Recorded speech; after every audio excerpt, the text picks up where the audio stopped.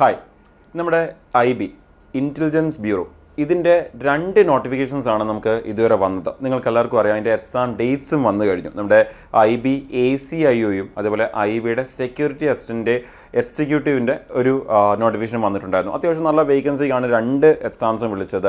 അപ്പോൾ നമുക്ക് ACIOയ്ക്കും അത്യാവശ്യം നല്ല വേക്കൻസി ഉണ്ടായിരുന്നു, ലൈക്ക് 3000+ സംതിങ് വേക്കൻസീസ് ഉണ്ടായിരുന്നു. അതുപോലെ നമ്മുടെ IBയുടെ SA സെക്യൂരിറ്റി അസിസ്റ്റൻ്റ് അല്ലെങ്കിൽ എക്സിക്യൂട്ടീവ് ആ ഒരു പോസ്റ്റിന് നമുക്ക് ഏകദേശം ഒരു 4000 സംതിങ് വേക്കൻസീസ് ആയിരുന്നു അവിടെയും ഉണ്ടായിരുന്നു. അത്യാവശ്യം നല്ലൊരു വേക്കൻസീസ് ആയിരുന്നു അവിടെ ഉണ്ടായിരുന്നത്. ഇനി ഈ 2 നോട്ടിഫിക്കേഷനെ കുറിച്ച് എല്ലാവരും അറിഞ്ഞു. ഈ 2 നോട്ടിഫിക്കേഷന് വേണ്ടി പ്രിപ്പയർ ചെയ്തുകൊണ്ടിരിക്കുന്ന ഒരുപാട് പേരുണ്ട്. ഒരുപാട് പേര് എക്സാം ഇപ്പം എഴുതാൻ പോവാണ്, അല്ലെങ്കിൽ ഇപ്പോൾ ഈ വീഡിയോ നിങ്ങൾ കാണുമ്പോഴത്തേക്കും ചിലപ്പം കുറച്ച് പേരെങ്കിലും കുറച്ച് ഇതിലെ ACIOയുടെ എക്സാംസ് അറ്റൻഡ് ചെയ്തിട്ടുണ്ടായിരിക്കും. അപ്പോൾ ഈ 2 നോട്ടിഫിക്കേഷൻ കൂടാതെ IBയുടെ വേറെ ഒരു നോട്ടിഫിക്കേഷൻ കൂടി ഇതിൻ്റെ ഇടയ്ക്ക് വെച്ച് വന്നിട്ടുണ്ടായിരുന്നു. പക്ഷേ മേ ബി അത് പലരും അറിഞ്ഞിട്ടുണ്ടായിരിക്കത്തില്ല. അപ്പോൾ നമ്മൾ ഈ ഒരു സെഷനിൽ ഡിസ്കസ് ചെയ്യുന്നതും ആ ഒരു നോട്ടിഫിക്കേഷനെ കുറിച്ചാണ് നമ്മൾ ഡിസ്കസ് ചെയ്യാൻ പോകുന്നത്. IBയുടെ നമുക്കിപ്പം വന്ന 3ാമത്തെ നോട്ടിഫിക്കേഷനാണ് നമ്മുടെ IB security assistant motor transport എന്ന് പറയുന്ന ഈ ഒരു പോസ്റ്റിലേക്ക് നമുക്കിപ്പം വിളിച്ചിട്ടുണ്ട്. അപ്പോൾ വെറും 10ാം ക്ലാസ് മാത്രമാണ് ഇതിൻ്റെയും ക്വാളിഫിക്കേഷൻ എന്ന് പറയുന്നത്. പക്ഷേ എൻ്റെ കൂടെ കുറച്ച് ക്രൈറ്റീരിയ കൂടി പറയുന്നുണ്ട്. ബിക്കോസ് നിങ്ങൾ കാണാൻ പറ്റും മോട്ടോർ ട്രാൻസ്പോർട്ട്. അപ്പോൾ മോട്ടോർ ട്രാൻസ്പോർട്ട് എന്ന് പറയുമ്പോൾ ഉറപ്പായിട്ടും അവിടെ ലൈസൻസുമായിട്ട് റിലേറ്റ് ചെയ്യുന്ന കുറച്ച് കാര്യങ്ങളൂടെ നമുക്ക് അവിടെ വരുന്നുണ്ട്. അപ്പോൾ നമുക്ക് ഡ്രൈവിംഗ് ലൈസൻസ് ഉണ്ടായിരിക്കണം, അതെങ്ങനെയാണ് എന്നൊക്കെയുള്ള കാര്യങ്ങൾ, അതിൻ്റെ എക്സ്പീരിയൻസ്, അങ്ങനെയുള്ള കാര്യങ്ങൾക്ക് കുറച്ചുകൂടി അവിടെ നമുക്ക് വരുന്നുണ്ട്. അപ്പോൾ ഈ ഒരു നോട്ടിഫിക്കേഷനെ കുറിച്ച് ഇപ്പം എത്ര പേര് അറിഞ്ഞിട്ടുണ്ടായിരിക്കും എന്ന് അറിയത്തില്ല. പക്ഷേ ഈ ഒരു നോട്ടിഫിക്കേഷൻ ഇങ്ങനെ വന്നിട്ടുണ്ടായിരുന്നു. ഇതിൻ്റെ രജിസ്ട്രേഷൻ ഇപ്പം തുടങ്ങിയിട്ട് കുറച്ച് ദിവസം ആയിട്ടേ ഉള്ളൂ. അപ്പോൾ നിങ്ങൾക്ക് എനിക്ക് തോന്നുന്നു എന്നെ കേട്ടുകൊണ്ടിരിക്കുന്ന മിക്കവാറും ആൾക്കാർക്കും ഈ ഒരു എക്സാമിന് അപ്ലൈ ചെയ്യാൻ പറ്റുന്നവരായിരിക്കും. അപ്പോൾ നിങ്ങൾക്ക് ഇതിന് ഇൻട്രസ്റ്റ് ഉണ്ടെങ്കിൽ ഇതിനെക്കുറിച്ച് കേട്ട് മനസ്സിലാക്കിയതിന് ശേഷം ഉറപ്പായിട്ടും എന്ത് ചെയ്യുക, അപ്ലൈ ചെയ്യുക ഈ ഒരു എക്സാംസിന് വേണ്ടി. എന്നാൽ നിങ്ങളുടെ ഒരു സിംഗിൾ ഫേസ് ഓഫ് എക്സാമേ വരുന്നുള്ളൂ. അതാണ് വേറൊരു വലിയ അഡ്വാൻറ്റേജ് എന്ന് പറയുന്നത്. സിംഗിൾ ഫേസ് ഓഫ് എക്സാം കഴിഞ്ഞ് കഴിഞ്ഞാൽ രണ്ടാമത്തത് പിന്നെ നമ്മുടെ യൂഷ്വൽ ഇൻ്റർവ്യൂ ആൻഡ് സ്കില്ലാണ്. ആ സ്കിൽ എന്ന് പറഞ്ഞാൽ ഇവിടുത്തെ കേസിൽ നമ്മുടെ ഡ്രൈവിംഗ് ലൈസൻസോ അല്ലെങ്കിൽ ഈ പറഞ്ഞ ഡ്രൈവിംഗുമായിട്ട് റിലേറ്റ് ചെയ്യുന്ന കുറച്ച് കാര്യങ്ങളാണ് നമുക്ക് അത് വരുന്നത്. അപ്പോൾ അതെന്തൊക്കെയാണ് എന്നുള്ളത് നമുക്ക് വളരെ ഡീറ്റെയിൽ ആയിട്ട് നമുക്ക് മനസ്സിലാക്കാം. അപ്പോൾ നമ്മുടെ IB നമ്മുടെ intelligence bureau ministry of home affairs government of India അണ്ടറിൽ security assistant motor transport exam 2025 notification നമുക്ക് വിളിച്ചിട്ടുണ്ട്. അപ്പോൾ നിങ്ങൾ കാണാൻ പറ്റും, online applications are invited from Indian nationals for direct recruitment to the post of security assistant motor transport SAMT in the following subsidiary intelligence bureaus എന്ന് പറഞ്ഞിട്ടുണ്ട്. അപ്പം നമുക്ക് നമ്മുടെ പല സ്റ്റേറ്റുകളിലുള്ള ഈ IBയുടെ ഓഫീസുകളിലേക്കാണ് ഈ ഒരു നോട്ടിഫിക്കേഷൻ ഇപ്പോൾ നമുക്ക് വിളിച്ചേക്കുന്നത്. അപ്പോൾ നമുക്ക് വളരെ ഡീറ്റെയിൽ ആയിട്ടുള്ള ഇതിൻ്റെ ശരിക്കുള്ള ഒഫീഷ്യൽ നോട്ടിഫിക്കേഷനിലേക്ക് നമുക്ക് പോകാം. എന്നിട്ട് നമുക്ക് അവിടെ നിന്ന് മനസ്സിലാക്കാം എന്തൊക്കെയാണ് ഇതിൻ്റെ ഇമ്പോർട്ടൻ്റ് ആയിട്ട് വരുന്ന കാര്യങ്ങൾ, ഏജ് ലിമിറ്റ്, ക്വാളിഫിക്കേഷൻ. നമ്മൾ നേരത്തെ പറഞ്ഞ പോലെ ഈ ഒരു പോസ്റ്റിലേക്ക് അപ്ലൈ ചെയ്യണമെങ്കിൽ എന്തൊക്കെ ക്വാളിഫിക്കേഷൻസും എന്തൊക്കെ അഡീഷണൽ ആയിട്ടുള്ള സ്കിൽസും ആണ് നമുക്ക് വേണ്ടത്. അതുപോലെ ഇതിൻ്റെ സാലറി സ്കെയിൽ എങ്ങനെയാണ്, എൻ്റെ എക്സാം സെൻറ്റേഴ്സ് നമുക്ക് എവിടെയൊക്കെ കൊടുക്കാൻ പറ്റും, ഇങ്ങനെയുള്ള കാര്യങ്ങളൊക്കെ നമുക്ക് വളരെ ഡീറ്റെയിൽ ആയിട്ട് നമുക്കൊന്ന് മനസ്സിലാക്കാം. അപ്പോൾ നമുക്ക് നേരെ നമ്മുടെ നോട്ടിഫിക്കേഷൻ, ഒഫീഷ്യൽ നോട്ടിഫിക്കേഷൻ PDF-ലേക്ക് നമുക്ക് പോകാം. അപ്പോൾ നമ്മുടെ ബാക്കിലുള്ളത് നമ്മുടെ IBയുടെ ഇപ്പം വന്ന ഏറ്റവും ലേറ്റസ്റ്റ് ആ ഒരു നോട്ടിഫിക്കേഷൻ്റെ ഒഫീഷ്യൽ നോട്ടിഫിക്കേഷൻ്റെ PDF ആണ് നിങ്ങളിപ്പോൾ ഈ കാണുന്നത്. അപ്പോൾ നിങ്ങൾക്ക് കാണാൻ പറ്റും IB നമ്മുടെ സെക്യൂരിറ്റി അസിസ്റ്റൻറ്റ് മോട്ടോർ ട്രാൻസ്പോർട്ട്. അപ്പോൾ നമ്മൾ നേരത്തെ കണ്ട ആ ഒരു സെൻറ്റൻസ് നിങ്ങൾക്ക് അവിടെ കാണാൻ പറ്റുന്നുണ്ട്. അതിൻ്റെ തൊട്ടടിയിൽ തന്നെ നമ്മൾ പറഞ്ഞായിരുന്നു ഈ ഒരു പോസ്റ്റിംഗ് വരുന്നത് നമ്മുടെ ഇന്ത്യയിലുള്ള സ്റ്റേറ്റ്സിലുള്ള IBയുടെ ഓഫീസുകളിലേക്കായിരിക്കും നമുക്ക് ഈ ഒരു പോസ്റ്റിംഗ് വരുന്നത്. അപ്പോൾ നിങ്ങൾക്ക് കാണാൻ പറ്റും, നമുക്ക് അത് ഓരോ സ്റ്റേറ്റിലും നമുക്ക് വരുന്ന IBയുടെ ആ ഒരു വേക്കൻസീസ് എങ്ങനെയാണ് എന്നുള്ളത് നിങ്ങൾക്ക് അവിടെ കൊടുത്തിട്ടുണ്ട്. അപ്പോൾ നമുക്ക് ഇവിടെ നോക്കിക്കഴിഞ്ഞാൽ നമുക്ക് വേരിയസ് സിറ്റീസാണ് അവിടെ കൊടുത്തേക്കുന്നത്. അപ്പോൾ അതിൽ നമുക്കിപ്പം ഓരോ ആ ഒരു സിറ്റിയിലെയോ സ്റ്റേറ്റിലെയോ നമുക്ക് വരുന്ന വേക്കൻസി എത്രയാണെന്ന് അവിടെ കാണിച്ചിട്ടുണ്ട്. നിങ്ങൾക്ക് കാണാൻ പറ്റും മേളിൽ നമുക്കിത് unreserved, OBC, SC, ST, EWS total എന്നുള്ള രീതിയിലാണ് കാണിച്ചിരിക്കുന്നത്. അപ്പോൾ നമുക്ക് നേരെ നമ്മുടെ കേരള അല്ലെങ്കിൽ ട്രിവാൻഡ്രം സിറ്റിയിലേക്ക് വരുവാണെങ്കിൽ കാണാൻ പറ്റും ട്രിവാൻഡ്രം നമുക്ക് മൊത്തം 7 വേക്കൻസീസ് ആണ് ഉള്ളത്. മൊത്തം 9 വേക്കൻസി ഉള്ളത്. അതിൽ അൺറിസർവ്ഡ് നമുക്ക് 7 വേക്കൻസി ഉള്ളത്. അപ്പം മൊത്തം ഈ ഒരു നോട്ടിഫിക്കേഷൻ അനുസരിച്ച് നമുക്ക് ടോട്ടൽ വേക്കൻസി എന്ന് പറയുന്നത് 455 വേക്കൻസീസ് ആണ് നമുക്ക് വരുന്നത്. ഇനി നമുക്ക് ഈ നോട്ടിഫിക്കേഷൻ്റെ ബാക്കിയുള്ള ഇമ്പോർട്ടൻ്റ് ആയിട്ടുള്ള കാര്യങ്ങളിലേക്ക് നമുക്ക് ജസ്റ്റ് ഒന്ന് കടക്കാം. അപ്പോൾ ആദ്യം തന്നെ നമ്മൾ നേരത്തെ പറഞ്ഞ പോലെ ഇമ്പോർട്ടൻ്റ് ആയിട്ടുള്ള കുറച്ച് കാര്യങ്ങൾ നമുക്ക് ജസ്റ്റ് ഒന്ന് ഡിസ്കസ് ചെയ്യുകയാണെങ്കിൽ ആദ്യം തന്നെ നമ്മുടെ ഇതിൻ്റെ പേ സ്കെയിൽ നിങ്ങൾക്ക് കാണാൻ പറ്റും. ഡിസ്ക്രിപ്ഷൻ ഓഫ് ദ പോസ്റ്റ്, അതുപോലെ പേ സ്കെയിൽ നിങ്ങൾക്ക് ഇവിടെ കാണാൻ പറ്റും. അപ്പോൾ നമുക്ക് ഇവിടെ കാണാം ജനറൽ നമ്മുടെ സെക്യൂരിറ്റി അസിസ്റ്റൻറ്റ് മോട്ടോർ ട്രാൻസ്പോർട്ട് നമ്മുടെ ഗ്രൂപ്പ് C പോസ്റ്റാണ്. നോൺ ഗസറ്റഡ് നോൺ മിനിസ്ട്രൽ പോസ്റ്റാണ്. നമ്മുടെ ജനറൽ സെൻട്രൽ സർവീസിൽ വരുന്നൊരു പോസ്റ്റാണ്. അതങ്ങനെ എടുത്ത് പറയാൻ കാരണം നമുക്കിതിൻ്റെ പോസ്റ്റിംഗ് നമുക്ക് എവിടെ വേണമെങ്കിലും വരാം, ഓൾ ഇന്ത്യയിൽ എവിടെ വേണമെങ്കിലും വരാം. അപ്പോൾ നമ്മൾ ട്രിവാൻഡ്രത്ത് നിന്നാണല്ലോ അപ്ലൈ ചെയ്യുന്നതെന്ന് നമുക്ക് തോന്നുമ്പോൾ നമുക്ക് ട്രിവാൻഡ്രം സിറ്റി വെച്ചാണ് അപ്ലൈ ചെയ്യുന്നതെങ്കിലും നമുക്ക് ഇനീഷ്യലി ട്രിവാൻഡ്രം ആണെങ്കിലും ഫ്യൂച്ചർ നമുക്ക് ഇതൊരു ഓൾ ഇന്ത്യ ലെവലിലേക്കാണ് ഇതിൻ്റെ പോസ്റ്റിംഗ് വരുന്നത്. ബിക്കോസ് ജനറൽ സെൻട്രൽ സർവീസാണ് ഈ സംഭവം എന്ന് പറയുന്നത്. ഇനി നമുക്ക് ഇവിടുത്തെ പേ സ്കെയിൽ നോക്കി കഴിഞ്ഞാൽ കാണാൻ പറ്റും ലെവൽ 3 പോസ്റ്റ്, നമ്മുടെ ഗ്രൂപ്പ് C ലെവൽ 3 പോസ്റ്റിൽ വരുന്ന ഇതാണ്. അപ്പോൾ നമുക്ക് അവിടുത്തെ സാലറി സ്കെയിൽ നോക്കുകയാണെങ്കിൽ 21,700 to 69,100 ആണ്. പിന്നെ ഇത് കൂടാതെ തന്നെ നിങ്ങൾക്കിവിടെ സെൻട്രൽ ഗവൺമെൻറ് അലവൻസുകൾ ബാക്കിയുള്ള കാര്യങ്ങളൊക്കെ തന്നെ നിങ്ങൾക്കിവിടെ പ്ലസ് ആകും എന്നുള്ളത് നിങ്ങൾക്കിവിടെ ക്ലിയർലി കാണാം. ആ ഒരു പേ മാട്രിക്സ് അനുസരിച്ച് അതിൻ്റെ അകത്ത് ബാക്കിയുള്ള സെൻട്രൽ ഗവൺമെൻറ് അലവൻസുകൾ ആഡ് ആകുന്നുണ്ട്. അപ്പോൾ അതിൽ തന്നെ നമുക്ക് ഇപ്പോൾ അലവൻസുകളെ കുറിച്ച് പറയുകയാണെങ്കിൽ സാധാരണ ഉള്ള അലവൻസുകളൊക്കെ ഉണ്ട്. പക്ഷേ ഇത് കൂടാതെ നോട്ട് ചെയ്യേണ്ടതെന്ന് പറഞ്ഞു കഴിഞ്ഞാൽ സ്പെഷ്യൽ സെക്യൂരിറ്റി അലവൻസ്. ഇതൊരു IB നമുക്കറിയാം, സെക്യൂരിറ്റി നമ്മുടെ ഇന്ത്യയുടെ സെക്യൂരിറ്റി ഈ ഇൻ്റലിജൻസ് ഓഫീസുമായിട്ട് റിലേറ്റ് ചെയ്യുന്നൊരു പോസ്റ്റാണ്. അപ്പോൾ ഉറപ്പായിട്ട് നമുക്കവിടെ എക്സ്ട്രാ ചില സ്പെഷ്യൽ അലവൻസുകളുണ്ട് ഇതേപോലത്തെ പോസ്റ്റ് വരുമ്പോൾ. അപ്പോൾ special security allowance 20% of basic pay in addition to other government അലവൻസുകൾ. അപ്പോൾ നമ്മൾ നേരത്തെ അതാണ് പറഞ്ഞ് ബാക്കിയുള്ള എല്ലാ അലവൻസുകളും ഉണ്ട്, സാധാരണ കിട്ടുന്ന അലവൻസുകളല്ല. പക്ഷേ ഇത് കൂടാതെ നിങ്ങൾക്ക് 20% ഓഫ് ദി ബേസിക് പേ നിങ്ങൾക്ക് സ്പെഷ്യൽ സെക്യൂരിറ്റി അലവൻസ് ആയിട്ട് നമുക്ക് അവിടെ വരുന്നുണ്ട്. അപ്പോൾ ഈ കാണുന്ന സാലറി ഇതൊരു ഇനിഷ്യൽ പേ മാത്രമാണ്. ഈ ഇനിഷ്യൽ പേയിലാണ് ബാക്കിയുള്ള സാലറീസ് ഒക്കെ ആഡ് ആവുന്നത്. അപ്പോൾ ആ ബാക്കിയുള്ള സാലറീസ് ആഡ് ആവുന്ന കൂടാതെ നമുക്ക് ഇതേ സാലറിയുടെ ഈ ഒരു 20% കൂടി അവിടെ നമുക്ക് ആഡ് ആകും എന്നുള്ളതാണ് നമുക്കിവിടെ പറയുന്നത്. സോ ഓവറോൾ നമുക്ക് ഈ ഒരു സാലറി എടുക്കുകയാണെങ്കിൽ ഇത് കൂടെ നിങ്ങൾക്ക് കാണാൻ പറ്റും. നമുക്ക് ഇതേപോലെ നമ്മുടെ IB എന്ന് പറയുമ്പോൾ നമുക്ക് എക്സ്ട്രാ ഡ്യൂട്ടീസ് എടുക്കേണ്ടി വരും. സാധാരണ എന്താ പറയുക, നമുക്ക് ഓഫ് ഡേയ്സ് എന്ന റാങ്കിൽ പറയുന്നതിന് പകരം ചിലപ്പോൾ നമുക്ക് പല ദിവസങ്ങളിലും നമുക്ക് ഹോളിഡേയ്സ് ആയിട്ടുള്ള ദിവസങ്ങളിൽ നമുക്ക് വർക്ക് ചെയ്യേണ്ടി വരും. IB എന്നൊക്കെ പറയുമ്പോൾ സെക്യൂരിറ്റി സർവീസ് ആയതുകൊണ്ട് നമുക്ക് വർക്ക് ചെയ്യേണ്ടി വരും. അപ്പോൾ അങ്ങനെ വരുമ്പോഴത്തേനും നമുക്കിവിടെ എക്സ്ട്രാ ക്യാഷ് കോമ്പൻസേഷൻ കിട്ടും നമ്മൾ ഈ ഹോളിഡേയ്സിലൊക്കെ നമ്മൾ വർക്ക് ചെയ്യുന്നതിനനുസരിച്ച്. അപ്പോൾ അത് അങ്ങനെയുള്ള കാര്യങ്ങളൂടി അവിടെ ആഡ് ആവും. അപ്പോൾ നമ്മുടെ ഓവറോൾ ഒരു സാലറിനെ കുറിച്ച് പറയുകയാണെങ്കിൽ ഗ്രോസ് സാലറി എന്ന് പറയുന്നത് നമുക്കൊരു 35,000 40,000 അത് പ്ലസ് സാലറി ആയിരിക്കും. നമുക്ക് ഏകദേശം ആ റേഞ്ച് ഓഫ് സാലറി ആയിരിക്കും നമുക്ക് ഇവിടെ വരാൻ പോകുന്നത്. ആ ഒരു എമൗണ്ട് റേഞ്ച് അത് പിന്നെ ഡിപ്പെൻഡ് ചെയ്യും നമ്മൾ ഏത് സിറ്റിയിലാണ് വർക്ക് ചെയ്യുന്നത്, ഏത് ലൊക്കേഷനിലാണ് വർക്ക് ചെയ്യുന്നത് എന്നുള്ള കാര്യങ്ങളൊക്കെ ഡിപ്പെൻഡ് ചെയ്യും. പിന്നെ നമ്മൾ നേരത്തെ പറഞ്ഞാൽ ഈ കാര്യങ്ങളും അവിടെ ഡിപ്പെൻഡ് ചെയ്യും. നമ്മൾ ഇപ്പം എല്ലാവർക്കും ഈ ഒരു ഹോളിഡേയ്സിൽ വർക്ക് ചെയ്തിട്ടുണ്ടായിരിക്കത്തില്ല. അപ്പോൾ വർക്ക് ചെയ്യുന്നവർക്ക് അതിനനുസരിച്ചുള്ള സാലറീസും പിന്നെയും വരും. സോ നമുക്ക് ഏകദേശം ഒരു 35,000 to 45,000 ആ റേഞ്ച് ഓഫ് സാലറി വരുമെന്ന് നമുക്ക് പറയാൻ പറ്റും. ലൈക്ക് ഒരു ടോട്ടൽ ഗ്രോസ് സാലറി ഏകദേശം ആ ഒരു എമൗണ്ടിലേക്ക് എത്തും എന്ന് നമുക്ക് പറയാൻ പറ്റും. ഇനി ഇത് കൂടാതെ നമുക്ക് ഇത് അപ്ലൈ ചെയ്യണമെങ്കിൽ ഉള്ള ഏറ്റവും ഇമ്പോർട്ടൻ്റ് ആയിട്ടുള്ള കാര്യമാണ് നമുക്ക് എഡ്യൂക്കേഷണൽ ക്വാളിഫിക്കേഷൻ. അപ്പോൾ അത് നോക്കുകയാണെങ്കിൽ നമുക്ക് കാണാൻ പറ്റും 10th ക്ലാസ് 10th ക്ലാസ് ആണ് നമുക്ക് ഇവിടെ ക്വാളിഫിക്കേഷൻ എന്ന് പറയുന്നത് റെക്കഗ്നൈസ്ഡ് ബോർഡ് ഓഫ് എഡ്യൂക്കേഷനിൽ നിന്ന്. പിന്നെ ഇമ്പോർട്ടൻ്റ് ആയിട്ട് നമുക്ക് വേണ്ടിയ ഒരു കാര്യം എന്ന് പറഞ്ഞാൽ വാലിഡ് ഡ്രൈവിംഗ് ലൈസൻസ് ഉണ്ടായിരിക്കണം. മോട്ടോർ കാറിൻ്റെ നമുക്ക് വാലിഡ് ഡ്രൈവിംഗ് ലൈസൻസ് ഉണ്ടായിരിക്കണം. അതേപോലെ തന്നെ നമുക്ക് ഈ ഒരു മോട്ടോർ മെക്കാനിസം എന്ന് പറഞ്ഞു കഴിഞ്ഞാൽ ചെറിയ മൈനർ ഡിഫക്ട്സ് ഒക്കെ ഉണ്ടെങ്കിൽ അത് ഹാൻഡിൽ ചെയ്യാനുള്ള നോളേജ് നമുക്ക് ഉണ്ടായിരിക്കണം. നോളേജ് ഓഫ് മോട്ടോർ മെക്കാനിസം എന്ന് നമുക്ക് അവിടെ എടുത്ത് പറയുന്നുണ്ട്. പിന്നെ experience of driving A motor car at least 1 year, ഒരു വർഷം മോട്ടോർ കാർ ഓടിച്ചിട്ടുള്ളതിൻ്റെ എക്സ്പീരിയൻസ് നമുക്ക് ഉണ്ടായിരിക്കണം എന്നാണ് നമുക്ക് അവിടെ എടുത്ത് പറഞ്ഞേക്കുന്നത്. അപ്പോൾ സിമ്പിളായിട്ട് വാലിഡ് ഡ്രൈവിംഗ് ലൈസൻസ് ഉണ്ടായിരിക്കണം എന്നുള്ള കാര്യം പറയുന്നുണ്ട്. പിന്നെ അത് കൂടാതെ തന്നെ നമ്മൾ ഏത് സ്റ്റേറ്റിൽ നിന്നാണ് അപ്ലൈ ചെയ്യുന്നത് ആ സ്റ്റേറ്റിൻ്റെ ആ ഒരു ഡൊമൈൻഷ്യൽ സർട്ടിഫിക്കറ്റ് നമുക്ക് ഉണ്ടായിരിക്കണം എന്നുള്ളത്, സ്റ്റേറ്റ് ഇഷ്യൂ ചെയ്യുന്ന ആ ഒരു സർട്ടിഫിക്കറ്റ് ഉണ്ടായിരിക്കണം എന്നുള്ളതും നമുക്ക് അവിടെ പറയുന്നുണ്ട്. അപ്പോൾ ഇത്രയും കാര്യങ്ങളാണ് നമുക്കവിടെ ആസ് എസെൻഷ്യൽ ക്വാളിഫിക്കേഷൻ ആയിട്ട് പറയുന്ന കാര്യങ്ങൾ എന്ന് പറയുന്നത്. ഇത് കൂടാതെ പിന്നെ നമുക്ക് കാണാൻ പറ്റും ഡിസൈറബിൾ ക്വാളിഫിക്കേഷൻ എന്ന് പറഞ്ഞുകൊണ്ട് നമുക്കിവിടെ മോട്ടോർ സൈക്കിളിൻ്റെ 2 വീലറിൻ്റെ driving licence valid driving licence ഉണ്ടെങ്കിൽ അത് നല്ലതായിരിക്കും എന്നുള്ളത് കൂടി നമുക്കിവിടെ പറയുന്നുണ്ട്. ഇനി ഏജ് ലിമിറ്റ് എങ്ങനെയാണ് വരുന്നത്, ലൈക്ക് ഏത് ഏജ് ലിമിറ്റിലുള്ളവർക്ക് ഇത് അപ്ലൈ ചെയ്യാൻ പറ്റും നമുക്ക് കാണാൻ പറ്റും. 18 to 27 years ആണ് നമുക്ക് ഏജ് ലിമിറ്റ് വരുന്നത്. ആൻഡ് ആ ഒരു ഏജ് ലിമിറ്റ് നോക്കുന്നത് ഏത് ഡേറ്റ് വെച്ചാൽ നോക്കിക്കഴിഞ്ഞാൽ ഈ നോട്ടിഫിക്കേഷൻ രജിസ്ട്രേഷൻ കംപ്ലീറ്റ് ആകുന്ന ഡേ എന്ന് പറഞ്ഞാൽ ഈ നോട്ടിഫിക്കേഷൻ്റെ അപ്ലൈ ചെയ്യാനുള്ള ലാസ്റ്റ് ഡേറ്റ് വെച്ചാണ് ഇത് പറയുന്നത്. അപ്പോൾ അതെന്ന് പറഞ്ഞാൽ 28/9/2025 നമ്മുടെ September 28 വെച്ചുകൊണ്ടാണ് ഈ ഒരു പറയുന്ന ഏജ് ലിമിറ്റ് കാൽക്കുലേറ്റ് ചെയ്യുന്നത്. അപ്പോൾ നിങ്ങൾക്ക് ഒരു ഡൗട്ട് ഉണ്ടെങ്കിൽ നിങ്ങൾ ഈ ഡേറ്റ് വെച്ചാണ് നിങ്ങളുടെ ഏജ് ലിമിറ്റ് കാൽക്കുലേറ്റ് ചെയ്യേണ്ടത് എന്ന് നമുക്ക് പറയാം പറ്റും. പിന്നെ ബാക്കിയുള്ള നമ്മുടെ യൂഷ്വലുള്ള റിസർവേഷനും അങ്ങനെയുള്ള കാര്യങ്ങളെ കുറിച്ചാണ് പറഞ്ഞത്. നമ്മൾ ഓൾറെഡി നേരത്തെ പറഞ്ഞ പോലെ തന്നെ നമുക്ക് ഈ പറഞ്ഞ OBC ആണെങ്കിൽ പിന്നെ ഒരു 3 year റിലാക്സേഷൻ കിട്ടും. SC/ST ആണെങ്കിൽ യൂഷ്വലി ഉള്ള 5 year റിലാക്സേഷൻ നമുക്ക് അവിടെ ഉറപ്പായിട്ടും കിട്ടുന്നതായിരിക്കും. ഇനി ഇത് കൂടാതെ ബാക്കിയുള്ള ഇമ്പോർട്ടൻറ്റ് പോയിന്റ്സിലേക്ക് നമുക്ക് ജസ്റ്റ് ഒന്ന് ഓടിച്ചൊന്ന് പോവുകയാണെങ്കിലും നമുക്ക് ഇത് ഡിസബിലിറ്റി ഉള്ള ആളുകൾക്ക് അല്ലെങ്കിൽ അങ്ങനെയുള്ളവർക്ക് ബെഞ്ച്മാർക്ക് ഡിസബിലിറ്റി ഉള്ള ആളുകൾക്ക് അപ്ലൈ ചെയ്യാൻ പറ്റുന്ന ഒരു പോസ്റ്റ് അല്ല എന്നുള്ളത് പറയുന്നുണ്ട്. പിന്നെ നമ്മൾ നേരത്തെ ആ ഒരു എസെൻഷ്യൽ ക്വാളിഫിക്കേഷൻ കണ്ട സമയത്ത് അവിടെ കുറച്ച് കാര്യങ്ങൾ കണ്ടു. അപ്പോൾ നിങ്ങൾക്ക് ആ ഒരു കുറച്ച് കാര്യങ്ങൾ ആ ഒരു ഡ്രൈവിംഗ് ലൈസൻസ് ആയാലും ശരി അങ്ങനെയുള്ള ഈ മൈനർ ഡിഫക്ട്സ് ഒക്കെ മാറ്റാൻ ഉള്ള നോളജ് ഉണ്ടായിരിക്കണം, മെക്കാനിസം നോളജ് ഉണ്ടായിരിക്കണം എന്ന് പറയുന്നതിൻ്റെ പുറമുള്ള ഒരു മെയിൻ റീസൺ എന്താണെന്ന് പറഞ്ഞാൽ ഈ ജോലിയുടെ ജോബ് പ്രൊഫൈലാണ് അതിൻ്റെ മെയിൻ റീസൺ എന്ന് പറഞ്ഞാൽ. ഈ ജോലിയുടെ ജോബ് പ്രൊഫൈൽ എന്താണെന്ന് പറഞ്ഞു കഴിഞ്ഞാൽ നമ്മുടെ IB ഓഫീസേഴ്സിൻ്റെ ഡ്രൈവറായിട്ടോ അല്ലെങ്കിൽ അവരുടെ എസ്കോർട്ടായിട്ടോ നമുക്ക് കൂടെ പോകേണ്ടി വരും. അവരുടെ വെഹിക്കിൾസ് മെയിൻറ്റെയിൻ ചെയ്യുക, ഒഫീഷ്യൽ അവരുടെ വെഹിക്കിൾസ് ആ സീനിയർ ഓഫീസേഴ്സിൻ്റെയൊക്കെ വെഹിക്കിൾസ് മെയിൻറ്റെയിൻ ചെയ്യുക, അതിൻ്റെ ഫ്യൂൽ ലോഗ് കീപ്പ് ചെയ്യുക, സർവീസ് ലോഗുകൾ കീപ്പ് ചെയ്യുക.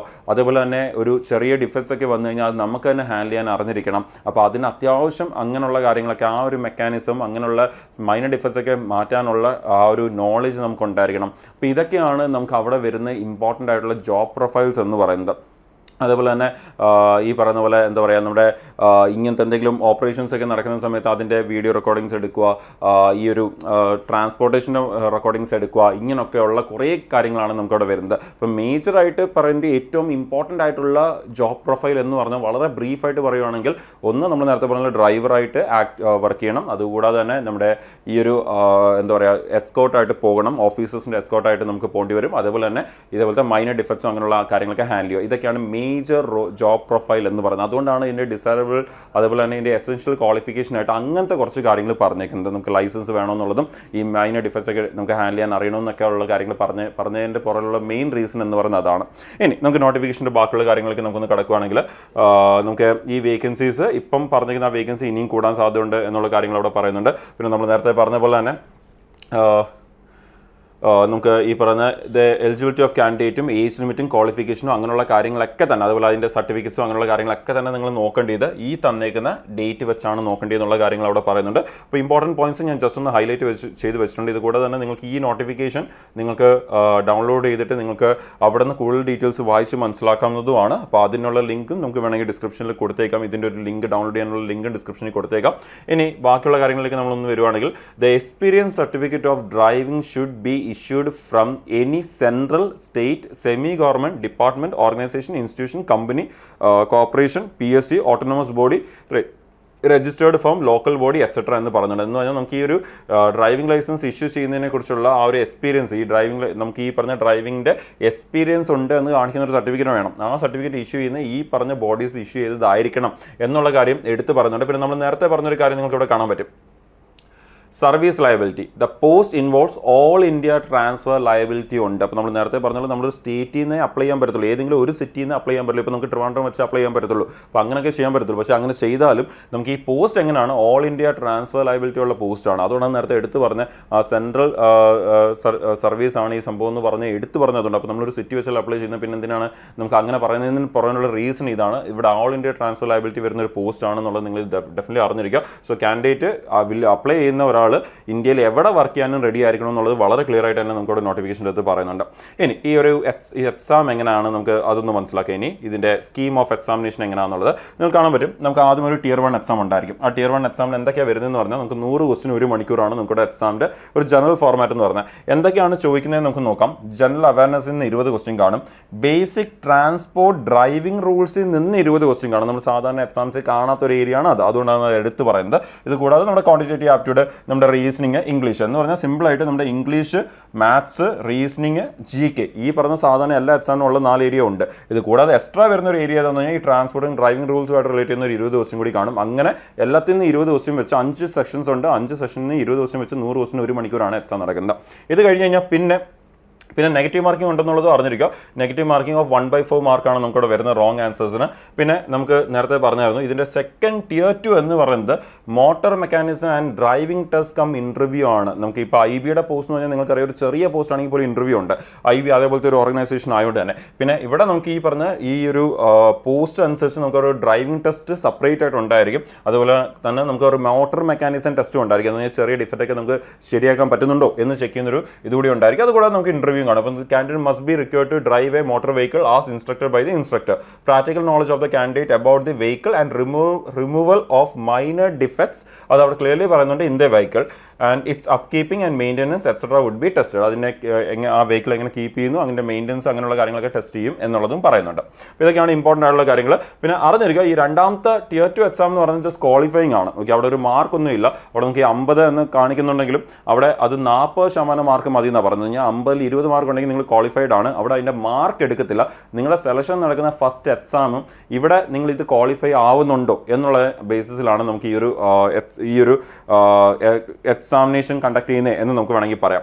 ഇനി എക്സാം സെൻറ്റേഴ്സിലേക്ക് വരുവാണെങ്കിൽ നമുക്കിവിടെ കേരള നിങ്ങൾക്ക് കാണാൻ പറ്റും. കേരള സ്റ്റേറ്റിൽ നമുക്ക് ഈ പറയുന്ന സ്ഥലങ്ങളിലൊക്കെ നമുക്ക് സെൻറ്റേഴ്സ് ഉണ്ട്. എറണാകുളം, കണ്ണൂർ, കൊല്ലം, കോട്ടയം, കോഴിക്കോട്, തിരുവനന്തപുരം ആൻഡ് തൃശ്ശൂർ ആണ് നമുക്ക് സെൻറ്റേഴ്സ് വരുന്നത്. അപ്പോൾ ഇതൊക്കെയാണ് ഈ ഒരു നോട്ടിഫിക്കേഷനിലേക്ക് വരുമ്പോൾ വളരെ ഇമ്പോർട്ടൻ്റ് ആയിട്ട് വരുന്ന കുറച്ച് പോയിന്റ്സ് എന്ന് പറയുന്നത്. അപ്പം ബാക്കിയുള്ള ഒരുപാട് കാര്യങ്ങൾ അവിടെ വളരെ ഡീറ്റെയിൽ ആയിട്ട് പിന്നെയും നമുക്ക് കൊടുത്തിട്ടുണ്ട്. ഇതേപോലെ ഇൻ്റർവ്യൂയുടെയും Tier 2 എക്സാംസിൻ്റെ ഒക്കെ ഉള്ള കാര്യങ്ങളൊക്കെ നമ്മളെ ഈ Tier 1 എക്സാം ക്ലിയർ ചെയ്യാവുന്ന കാൻഡിഡേറ്റ്സിനെ ഇമെയിൽ വഴി അറിയിക്കും എന്നുള്ള കാര്യങ്ങളൊക്കെ അവിടെ ക്ലിയർലി പറയുന്നുണ്ട്. പിന്നെ നെഗറ്റീവ് മാർക്കിങ്ങിനെ കുറിച്ചുള്ള കാര്യങ്ങൾ പറയുന്നുണ്ട്. പിന്നെ നിങ്ങൾ ശ്രദ്ധിക്കേണ്ട ഒരു ഇമ്പോർട്ടൻറ്റ് കാര്യം, തെറ്റായിട്ടുള്ളൊരു ക്വസ്റ്റ്യൻ മാർക്ക് ചെയ്ത് കഴിഞ്ഞാൽ നമുക്ക് അവിടെ -1/4 വരും. ഓക്കെ, റൈറ്റ് ആൻസർ ആണെങ്കിൽ +1, തെറ്റാണെങ്കിൽ 0.25. പിന്നെ no mark will be awarded for an unattempted question എന്ന് പറഞ്ഞിട്ടുണ്ട്. നമ്മൾ അറ്റൻഡ് ചെയ്യാത്തൊരു ക്വസ്റ്റിന് അവർ റോങ് മാർക്ക് നമുക്ക് മാർക്കൊന്നും എന്താ പറയുക, മാർക്കൊന്നും അവോയ്ഡ് ചെയ്യത്തില്ല എന്നുള്ളത് പറഞ്ഞിട്ടുണ്ട്. പക്ഷേ ശ്രദ്ധിക്കേണ്ട ഒരു കാര്യം എന്ന് പറഞ്ഞാൽ ഇത് question marked as mark for review by the candidate will not be considered for evaluation. നിങ്ങളിപ്പോൾ ഒരു ക്വസ്റ്റിനെ മാർക്ക് ഫോർ റിവ്യൂ വിട്ടിട്ടുണ്ടെങ്കിൽ അതിനെ അവർ ഇവാലുവേഷനിലേക്ക് എടുക്കത്തില്ല, നിങ്ങൾ അതിൻ്റെ ആൻസർ മാർക്ക് ചെയ്തിട്ടുണ്ടെങ്കിലും എടുത്ത് പറയുന്നുണ്ട്. അത് ശ്രദ്ധിച്ചോണം. ഇപ്പോൾ നമ്മളൊരു ക്വസ്റ്റ്യൻ മാർക്ക് ചെയ്തു, മാർക്ക് ഫോർ റിവ്യൂ ഇട്ട് കഴിഞ്ഞാൽ ക്വസ്റ്റ്യൻ നമ്മൾ ചെയ്തിട്ടില്ല എന്നാണ് അവർ കൺസിഡർ ചെയ്യാൻ പോകുന്നത്, അല്ലാതെ ചെയ്തു എന്ന് അവർ കൺസിഡർ ചെയ്യത്തില്ല. അപ്പോൾ നമ്മളൊരു ആൻസർ മാർക്ക് ചെയ്യുന്നുണ്ടെങ്കിൽ അത് ഫൈനലായിട്ട് മാർക്ക് ചെയ്യണം. ഒരിക്കലും മാർക്ക് ഫോർ റിവ്യൂ ഇട്ട് നമ്മൾ ജസ്റ്റ് വിട്ട് കളഞ്ഞു കഴിഞ്ഞാൽ അത് അവർ കൺസിഡർ ചെയ്യത്തില്ല എന്നുള്ളത് കാര്യം എടുത്ത് പറയുന്നുണ്ട്. പിന്നെ നമ്മുടെ ഫസ്റ്റ് എക്സാം കഴിഞ്ഞ് സെക്കൻഡ് എക്സാമിലേക്ക് കൊണ്ടുപോകുന്ന ആൾക്കാരുടെ എണ്ണം എന്ന് പറയുന്നത് ശരിക്കുള്ള വേക്കൻസിയുടെ 10 ഇരട്ടി ആൾക്കാരെ ആയിരിക്കും കൊണ്ടുപോകുന്നത്. എന്ന് പറഞ്ഞാൽ ഫസ്റ്റ് എക്സാം കഴിയുമ്പോൾ ഏകദേശം നമ്മുടെ വേക്കൻസി 450 ആണെങ്കിൽ 4500 വരെ ആയിരിക്കും രണ്ടാമത്തെ ആ ഒരു സെക്കൻഡ് Tier 2 ഫേസിലേക്ക് കൊണ്ടുപോകാൻ പോകുന്നത്. പിന്നെ ബാക്കി നമ്മൾ പറഞ്ഞ പോലെ തന്നെ ക്വാളിഫയിങ് മാർക്ക് 50-ൽ 20 മാർക്കാണ് എന്നുള്ള കാര്യങ്ങൾ അവിടെ പറയുന്നുണ്ട്. പിന്നെ ഇവിടെ വേറെ ശ്രദ്ധിക്കേണ്ട ഒരു കാര്യം എന്ന് പറഞ്ഞാൽ ഈ waiting list would be also be prepared for providing replacement in future എന്ന് ഒരു കാര്യം എടുത്ത് പറയുന്നുണ്ട്. അപ്പോൾ ഇവിടെ ഈ ഒരു പോസ്റ്റിന് വെയിറ്റിംഗ് ലിസ്റ്റ് അടക്കമുണ്ട് എന്ന് പറഞ്ഞു കഴിഞ്ഞാൽ ഏതെങ്കിലും ഫ്യൂച്ചറിൽ ഇതിലിപ്പം സെലക്ട് ആയ ഏതെങ്കിലും കാൻഡിഡേറ്റ്സിനെ റീപ്ലേസ് ചെയ്യണമെന്ന് അവർക്ക് ഫ്യൂച്ചറിൽ തോന്നിക്കഴിഞ്ഞാൽ അവർ പുതിയൊരു റിക്രൂട്ട്മെന്റ് അല്ല ചെയ്യാൻ പോകുന്നത്, ഇവർ ഈ വെയിറ്റിംഗ് ലിസ്റ്റ് കീപ്പ് ചെയ്യും. എന്നിട്ട് ആ വെയിറ്റിംഗ് ലിസ്റ്റിൽ നിന്നുള്ള ആൾക്കാരെ ആയിരിക്കും അത് റീപ്ലേസ് ചെയ്യാൻ വേണ്ടി യൂസ് ചെയ്യാൻ പോകുന്നത്. അപ്പോൾ ഒരു വെയിറ്റിംഗ് ലിസ്റ്റ് ഉള്ള ഒരു നോട്ടിഫിക്കേഷൻ കൂടിയാണ് ഇതെന്ന് നമുക്ക് പറയേണ്ടി വരും. അപ്പോൾ അത് ഒരു അഡ്വാൻറ്റേജ് ആണ്. ലൈക്ക് പെട്ടെന്ന് സെലക്ഷൻ കിട്ടിയില്ലെങ്കിൽ പോലും നിങ്ങൾക്ക് ഫ്യൂച്ചറിൽ സെലക്ഷൻ കിട്ടാൻ സാധ്യതയുള്ള ഒരു പോസ്റ്റ് കൂടിയാണ് എന്ന് നമുക്ക് വേണമെങ്കിൽ എടുത്ത് പറയാം. പിന്നെ നമ്മുടെ യൂഷ്വൽ ഫൈനൽ സ്റ്റേജിൽ നമ്മുടെ ക്യാരക്ടറൊക്കെ ടെസ്റ്റ് ചെയ്യാൻ വേണ്ടി നമുക്ക് ചെറിയ ഇൻ്റർവ്യൂസ് ഒക്കെ കാണും. ഇത് കൂടാതെ തന്നെ നമുക്ക് മെഡിക്കൽ എക്സാമിനേഷനോ അങ്ങനെയുള്ള കാര്യങ്ങളൊക്കെ കാണുന്നുള്ള കാര്യങ്ങൾ നമുക്കവിടെ ക്ലിയർലി പറയുന്നുണ്ട്. പിന്നെ നമുക്ക് ബാക്കി നമ്മുടെ ആ ഒരു യൂഷ്വൽ കാര്യങ്ങളാണ് പറഞ്ഞിരിക്കുന്നത്. പിന്നെ നമ്മൾ നേരത്തെ പറഞ്ഞ പോലെ തന്നെ ഇതിൻ്റെ ആപ്ലിക്കേഷൻ ഡേറ്റ് എൻഡ് ആവുന്നത് 28/9/2025 ആണ്. സെപ്റ്റംബർ 28 വരെ ഉള്ളൂ നമുക്ക് ഇതിൻ്റെ രജിസ്ട്രേഷൻ. സോ എത്രയും പെട്ടെന്ന് തന്നെ നിങ്ങൾ ഇതിൻ്റെ രജിസ്ട്രേഷൻ കംപ്ലീറ്റ് ചെയ്യുക, നിങ്ങൾ ഈ ഒരു എക്സാം എഴുതാൻ പോകുന്ന ആളാണെങ്കിൽ. പിന്നെ ഇത് കൂടാതെ പിന്നെ ബാക്കി നമുക്ക് യൂഷ്വലി ഉള്ള നമ്മൾ സാധാരണ നോട്ടിഫിക്കേഷനിൽ കാണുന്ന കാര്യങ്ങളും അങ്ങനെയുള്ള കാര്യങ്ങളൊക്കെയാണ് നമുക്ക് പിന്നെ അവിടെ ബാക്കി നമുക്കവിടെ പറഞ്ഞേക്കുന്നത്. സോ ആ ഒരു കാര്യങ്ങളാണ് പിന്നെ നിങ്ങൾക്ക് അവിടെ കാണാൻ പറ്റുന്നത്. അപ്പോൾ നമുക്ക് ആ ഫോട്ടോയുടെ സൈസ് എങ്ങനെയാണ് അങ്ങനെയുള്ള കാര്യങ്ങളൊക്കെ നമുക്ക് അവിടെ പറഞ്ഞിട്ടുണ്ട്. പിന്നെ നമുക്ക് ഇനി വിട്ടുപോയിട്ടുള്ള ഒരു കാര്യം എന്ന് പറഞ്ഞാൽ ആപ്ലിക്കേഷൻ ഫീസാണ്. ആപ്ലിക്കേഷൻ ഫീസ് എങ്ങനെയാണെന്നുള്ളത് ജസ്റ്റ് കാണിച്ചു തരാം നിങ്ങൾക്ക്. അപ്പോൾ അതുകൂടാതെ നമുക്ക് എന്തെങ്കിലും ഡൗട്ട്സ് ഉണ്ടെങ്കിൽ ടോൾ ഫ്രീ നമ്പർ ഇവിടെ കൊടുത്തിട്ടുണ്ട്. ആപ്ലിക്കേഷൻ ഫീസ് എന്ന് പറയുന്നത് നമുക്ക് ഇവിടെ നോക്കിക്കഴിഞ്ഞാൽ ഫീസ് ഇവിടെ കൊടുത്തേക്കുന്ന സാധാരണ എക്സാംസിൽ നമുക്ക് കാണുന്നതാണെങ്കിലല്ല കുറച്ചൊരു ഡിഫറൻസ് ഉണ്ട്. എന്താണെന്ന് കാണിച്ചു തരാം. ഇവിടെ ആപ്ലിക്കേഷൻ ഫീസ് നമ്മൾ വായിച്ചു നോക്കി കഴിഞ്ഞാൽ ഇവർ ഈ ഫീസിനെ 2 കോമ്പണൻസ് ആയിട്ട് തിരിച്ചിട്ടുണ്ട്. എങ്ങനെയെന്ന് പറഞ്ഞാൽ ഒന്ന് എക്സാമിനേഷൻ ഫീസ് 100 രൂപയുണ്ട്. പക്ഷേ അത് കൂടാതെ റിക്രൂട്ട്മെൻറ്റ് പ്രോസസ്സിനൊരു ചാർജ് വെച്ചിട്ടുണ്ട്. അവർ 550 രൂപ, 550 റുപ്പീസ് റിക്രൂട്ട്മെൻറ്റ് ചാർജും നമ്മുടെ ഈ പറയുന്ന 100 രൂപ എക്സാമിനേഷൻ ഫീസും. അപ്പോൾ വരുന്നൊരു സംഭവം എന്താണെന്ന് പറഞ്ഞാൽ എല്ലാ കാൻഡിഡേറ്റ്സും എന്തടയ്ക്കണം, ഈ റിക്രൂട്ട്മെൻറ്റ് പ്രോസസ്സിംഗ് ചാർജ് അടച്ചേ പറ്റത്തുള്ളൂ. എന്ന് പറഞ്ഞാൽ അതിപ്പോൾ ഏത് കാറ്റഗറി ഉള്ള ആൾക്കാരാണെങ്കിലും അത് അടയ്ക്കണം. 550 രൂപ. സാധാരണ നിങ്ങൾക്കറിയാം നമുക്ക് ജനറൽ കാറ്റഗറിയോ അല്ലെങ്കിൽ മെയിൽ കാൻഡിഡേറ്റ്സിനൊക്കെ ഈ പറഞ്ഞൊരു ഫീസ് ഉണ്ടായിരിക്കും. പക്ഷേ ബാക്കിയുള്ള കാൻഡിഡേറ്റ്സിന് ഫീസ് ഒന്നും ഉണ്ടായിരിക്കത്തില്ല, ഫ്രീ ആയിരിക്കും. പക്ഷേ ഇവിടെ നമുക്ക് കാണാൻ പറ്റുന്ന സ്പെഷ്യൽ കാര്യം, അല്ലെങ്കിൽ മേ ബി ഇനി ഫ്യൂച്ചറിൽ ബാക്കിയുള്ള നോട്ടിഫിക്കേഷൻ അടക്കം ചിലപ്പോൾ കാണാൻ സാധ്യതയുള്ളൊരു സ്പെഷ്യൽ കാര്യം എന്ന് വേണമെങ്കിൽ നമുക്ക് പറയാൻ പറ്റും. ഇനി ഫ്യൂച്ചറിൽ ചിലപ്പോൾ ഇത് ബാക്കിയുള്ള എക്സാംസിലേക്കും വരാൻ സാധ്യതയുണ്ട്. എന്ന് പറഞ്ഞാൽ എക്സാമിനേഷൻ ഒരു ഫീ, അതുപോലെ റിക്രൂട്ട്മെൻറ്റ് പ്രോസസ്സിന് വേണ്ടി വേറൊരു ഫീ എന്ന റാങ്കിലാണ് വെച്ചേക്കുന്നത്. അപ്പം എല്ലാ കാൻഡിഡേറ്റും 550 രൂപ അടയ്ക്കണം. പക്ഷെ അത് കൂടാതെ മെയിൽ കാൻഡിഡേറ്റ്സ് അൺറിസർവ്ഡോ EWSO OBSO ആണെങ്കിൽ അവർ ഈ എക്സാമിനേഷൻ ഫീസ് കൂടി അടയ്ക്കണം. ബാക്കിയുള്ളവർ ഈ എക്സാമിനേഷൻ ഫീസ് അടയ്ക്കേണ്ട എന്നാണ് പറയുന്നത്. എന്ന് പറഞ്ഞാൽ സിമ്പിളായിട്ട് പറയുകയാണെങ്കിൽ മെയിൽ കാൻഡിഡേറ്റ് ആണെങ്കിൽ അത് അൺറിസർവ്ഡോ OBSO EWSO ആണെങ്കിൽ അവർക്ക് 650 രൂപയാണ് ഫീസ്, ബാക്കിയുള്ള എല്ലാവർക്കും 550 രൂപയാണ് ഫീസ് എന്ന് വേണമെങ്കിൽ നമുക്ക് പറയാം. ഓക്കെ, അങ്ങനെയാണ് ആ ഫീസ് സ്ട്രക്ചർ നമുക്കിവിടെ വരുന്നത് എന്നുള്ള കാര്യങ്ങൾ പറയുന്നുണ്ട്. പിന്നെയും അതിൽ കുറച്ച് കാര്യങ്ങളൊക്കെ എക്സ്ട്രാ പറയുന്നുണ്ട്. ലൈക്ക് എക്സ് സർവീസ് മാന് ഓൾറെഡി ഈ പറഞ്ഞ ഒരു സെൻട്രൽ ഗവൺമെൻറ് എംപ്ലോയി ആയിട്ട് വർക്ക് ചെയ്യുന്നവരൊക്കെ ആണെങ്കിൽ അവർ ആ 100 രൂപ അടയ്ക്കണം എന്നൊരു ആംഗിൾ കൂടി അവർ പറയുന്നുണ്ട്. ഈ 550 രൂപ മാത്രം അടച്ചാൽ പറ്റത്തില്ല എന്നുള്ളതൊക്കെ പറയുന്നുണ്ട്. പിന്നെ എന്തെങ്കിലും ബാങ്കിങ് ചാർജസ് ഒക്കെ ഉണ്ടെങ്കിൽ, ഇപ്പോൾ നിങ്ങൾ ചലാൻ വഴിയൊക്കെ അടയ്ക്കുവാണെങ്കിൽ അവിടെ എന്തെങ്കിലും എക്സ്ട്രാ ബാങ്കിങ് ചാർജസ് ഉണ്ടെങ്കിൽ അത് നമ്മൾ തന്നെ അടയ്ക്കണം, ഇതിൻ്റെ അകത്തുനിന്ന് പോകത്തില്ല എന്നുള്ളതൊക്കെ അവർ പറയുന്നുണ്ട്. അപ്പം ഇങ്ങനെയുള്ള കാര്യങ്ങളൊക്കെയാണ് പറയുന്നത്. അപ്പം പിന്നെ ബാക്കിയുള്ള ജനറൽ ഇൻസ്ട്രക്ഷൻസ് ആണ് നമുക്ക് പിന്നെ അവിടെ കൊടുത്തേക്കുന്നത്. അപ്പോൾ ഇങ്ങനെയുള്ള കാര്യങ്ങളാണ് പിന്നെ നമുക്ക് അവിടെ വരുന്നത്. പിന്നെ അതുകൂടാതെ നമ്മുടെ സർട്ടിഫിക്കറ്റ്സും അങ്ങനെയുള്ള കാര്യങ്ങളൊക്കെയാണ് പിന്നെ അവിടെ കൊടുത്തേക്കുന്നത്. നമുക്ക് ആവശ്യമുള്ള ഇമ്പോർട്ടൻറ്റ് സർട്ടിഫിക്കറ്റ്സിൻ്റെ ഒക്കെ ഫോർമാറ്റ് ഒക്കെ നിങ്ങൾക്ക് അവിടെ കാണാൻ പറ്റും. ആ ഫോർമാറ്റ്സ് ഒക്കെ നോട്ടിഫിക്കേഷനിൽ നമുക്ക് പിന്നെ വളരെ ഡീറ്റെയിൽ ആയിട്ട് നമുക്ക് അവിടെ കൊടുത്തിട്ടുണ്ട്. അപ്പോൾ അതൊക്കെ നിങ്ങൾക്ക് ചെക്ക് ചെയ്ത് നോക്കാം. നിങ്ങൾ അപ്ലൈ ചെയ്യുന്നവർക്ക് ഈ ഒരു ഏതൊക്കെയാണ് സർട്ടിഫിക്കറ്റ്സ് നിങ്ങൾക്ക് ആവശ്യം വരുന്നത് അത് നിങ്ങൾക്ക് അവിടെ ചെക്ക് ചെയ്യാവുന്നതാണ്. നിങ്ങൾക്ക് അതൊക്കെ ഫ്യൂച്ചർ യൂസിന് വേണ്ടി നിങ്ങൾക്കത് എടുത്ത് വെക്കാവുന്നതാണ്. ഓക്കെ, അപ്പോൾ ഇങ്ങനെയുള്ള കാര്യങ്ങളൊക്കെയാണ് നമുക്ക് പിന്നെ ഈ ഒരു നോട്ടിഫിക്കേഷൻ്റെ അകത്ത് നമുക്ക് വരുന്നത്. അപ്പോൾ ഈ ഒരു നോട്ടിഫിക്കേഷനെ കുറിച്ച് പറഞ്ഞിട്ടുള്ള ആൾക്കാർ വളരെ കുറവാണ്. എന്ന് പറയുന്നത് ഇത് നമ്മുടെ ഈ ഒരു ഓണത്തിൻ്റെ അവധിയുടെ സമയത്താണ് ഈ നോട്ടിഫിക്കേഷൻ വന്നത്. ആൻഡ് ഈ പറഞ്ഞ നേരത്തെ ആ ഒരു IB ACA വന്നുകൊണ്ട് തന്നെ മറ്റുള്ള നോട്ടിഫിക്കേഷൻസ് ഒരുപാട് പേരും ശ്രദ്ധിച്ചിട്ടില്ല. അപ്പോൾ അതിലും ആ ഒരു 2 നോട്ടിഫിക്കേഷൻ കഴിഞ്ഞിട്ട് പിന്നെ വന്നൊരു നോട്ടിഫിക്കേഷനാണ് ഇത് ഒരുപാട് പേരും അറിഞ്ഞിട്ടില്ല. അപ്പോൾ ഇതിനെക്കുറിച്ച് അറിയുക, ഇതിനെക്കുറിച്ച് കൂടുതൽ മനസ്സിലാക്കുക, ആൻഡ് അപ്ലൈ ചെയ്യാൻ ഉദ്ദേശിക്കുന്നവർ എത്രയും പെട്ടെന്ന് തന്നെ അപ്ലൈ ചെയ്യുക. ആൻഡ് നമ്മൾ നേരത്തെ പറഞ്ഞ വെയിറ്റിംഗ് ലിസ്റ്റുള്ള ഒരു എക്സാമാണ്. ഇങ്ങനെ കുറേ കാര്യങ്ങൾ വരുന്നുണ്ട്. അപ്പോൾ നമുക്ക് ഈവൻ ഇപ്പം സെലക്ഷൻ കിട്ടിയില്ലെങ്കിൽ പോലും അടുത്തൊരു 1 ഇയറിൻ്റെ അകത്ത് തന്നെ ചിലപ്പോൾ ഇതിൽ ആൾക്കാരെ റീപ്ലേസ് ചെയ്യുമ്പോൾ നമുക്ക് അവിടെ ഫ്യൂച്ചറിൽ സെലക്ഷൻ കിട്ടാൻ സാധ്യതയുള്ളൊരു എക്സാം കൂടിയാണിത്. ഓക്കെ, അപ്പോൾ നിങ്ങൾക്ക് ഈ ഒരു നോട്ടിഫിക്കേഷനെ കുറിച്ച് ഒരു ഐഡിയ കിട്ടിയെന്ന് വിശ്വസിക്കുന്നു. നിങ്ങൾക്ക് ഇതിനെക്കുറിച്ച് കൂടുതൽ ഡീറ്റെയിൽസ് ഈ നോട്ടിഫിക്കേഷൻ വായിച്ച് നോക്കണമെന്നുള്ളവർക്ക് വായിച്ച് നോക്കാം. ആ ഒരു ലിങ്ക് ഡൗൺലോഡ് ചെയ്യാനുള്ള ലിങ്ക് ഡിസ്ക്രിപ്ഷനിൽ കൊടുത്തേക്കാം. അപ്പോൾ ഐ തിങ്ക് ഈ പറഞ്ഞ കാര്യങ്ങളൊക്കെ തന്നെ ക്ലിയർ ആണെന്ന് വിശ്വസിക്കുന്നു.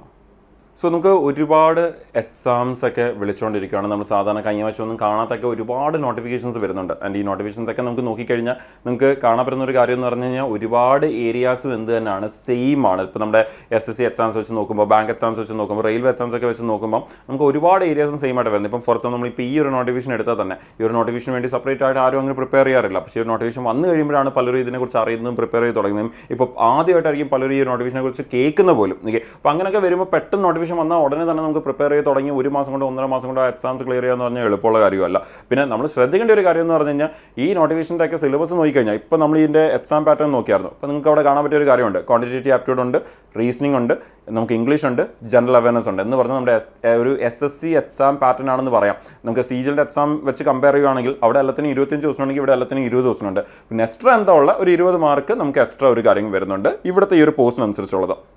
അപ്പോൾ എന്തെങ്കിലും സ്പെഷ്യൽ എക്സാംസ് വരുമ്പോൾ ഉറപ്പായിട്ട് ഇതുപോലത്തെ കുറച്ച് കാര്യങ്ങൾ എന്തെങ്കിലും സ്പെഷ്യലായിട്ട് വരും. പക്ഷേ അത് വളരെ കുറച്ചായിരിക്കും. ഇപ്പോൾ ഇവിടെ തന്നെ നമ്മൾ പറയുന്നത് ഇത് 20% ഉള്ളൂ എന്ന് നമുക്ക് പറയാം. ബാക്കി 80% സ്ട്രോങ് ആയിട്ടുള്ള ഒരാൾക്ക് ഈ 20% മാത്രം കുറച്ച് സമയം കൊടുത്താൽ മതി. ഇപ്പോൾ നമുക്ക് ഈ പറഞ്ഞ എക്സാംസ് ക്ലിയർ ചെയ്യാൻ എളുപ്പമായിരിക്കും. അപ്പോൾ അതുകൊണ്ട് തന്നെ നമുക്ക് ഇങ്ങനെ ഓരോ നോട്ടിഫിക്കേഷൻസ് ഇങ്ങനെ ഈ വർഷം ഒരുപാട് നോട്ടിഫിക്കേഷൻസ് ആണ് വന്നുകൊണ്ടിരിക്കുന്നത്. ഇനിയും ഒരുപാട് നോട്ടിഫിക്കേഷൻസ് വരാനുണ്ട്. അപ്പോൾ ഈ ഒരു എക്സാംസ് ഇതേപോലത്തെ എക്സാംസ് ഒക്കെ തന്നെ നമുക്ക് ഇടയ്ക്കിടയ്ക്ക് ഇങ്ങനെ വിളിക്കാറുണ്ട്. ഇതൊക്കെ എപ്പോഴും ഒരു കറക്റ്റ് ടൈമിൽ വിളിക്കുന്നതല്ല. അപ്പോൾ അതുകൊണ്ട് തന്നെ നമുക്ക് ഓൾറെഡി ഉള്ള കുറേ എക്സാംസ് പ്രിപ്പയർ ചെയ്യുന്നത് കൂടാതെ ഇതേപോലത്തെ എക്സാംസും നമ്മൾ എഴുതാൻ എപ്പോഴും റെഡി ആയിരിക്കണം. അപ്പോൾ അതിനുവേണ്ടി നമ്മൾ എന്താ പറയുക, നോട്ടിഫിക്കേഷൻ വന്നിട്ട് പ്രിപ്പയർ ചെയ്തൊരു കാര്യമില്ല, നമ്മൾ നേരത്തേക്ക് പ്രിപ്പയർ ചെയ്ത് തുടങ്ങണം. അപ്പോൾ ഏറ്റവും ബെസ്റ്റ് നിങ്ങൾക്ക് ഒരു കാര്യം മനസ്സിലായിട്ടുണ്ടായിരിക്കും. നമ്മൾ SSC റെയിൽവേ എക്സാംസ് ഒക്കെ പ്രിപ്പയർ ചെയ്ത് വെച്ച് കഴിഞ്ഞ് കഴിഞ്ഞാൽ നമുക്ക് ഇതേപോലത്തെ നോട്ടിഫിക്കേഷൻ വരുമ്പോൾ അവിടെ ഒരു സെപ്പറേറ്റ് പ്രിപ്പറേഷൻ്റെ ആവശ്യം വരത്തില്ല. അല്ലെങ്കിൽ ഒരു വളരെ ചെറിയ ആയിരിക്കും അതൊരു സെപ്പറേറ്റ് പ്രിപ്പറേഷൻ കൊടുത്താൽ മതി. ബാക്കിയുള്ളതൊക്കെ നമുക്ക് ഒരു സെപ്പറേറ്റ് സമയം കൊടുക്കേണ്ട ആവശ്യമില്ല. നമ്മൾ ജസ്റ്റ് മോക്ക് ടെസ്റ്റ് ഒക്കെ ഒന്ന് കണ്ടുപിടിച്ച് ആ മോക്ക് ടെസ്റ്റിലൊക്കെ ഒന്ന് ചെയ്ത് പ്രാക്ടീസ് ചെയ്താൽ മതി. ഓക്കെ അല്ലേ? അപ്പോൾ ഇപ്പം പഠിച്ച് തുടങ്ങിയവരൊക്കെ ആണെങ്കിൽ, ഇപ്പോൾ ഓൾറെഡി പഠിച്ചുകൊണ്ടിരിക്കുന്നവർക്ക് ഇതൊന്നും ഒരു കുഴപ്പമില്ല, അവർക്ക് അത് ഉറപ്പായിട്ട് ഹാൻഡിൽ ചെയ്യാൻ പറ്റും. ഈ ഒരു ഏരിയ മാത്രമേ നോക്കിയാൽ. പക്ഷേ ഇപ്പം പഠിച്ച് തുടങ്ങുന്നവരൊക്കെ ആണെങ്കിൽ നിങ്ങൾക്ക് ഒരു ഐഡിയ കിട്ടിയിട്ടുണ്ടായിരിക്കും. തരം ഒരുപാട് നോട്ടിഫിക്കേഷൻസ് വരാറുണ്ട്.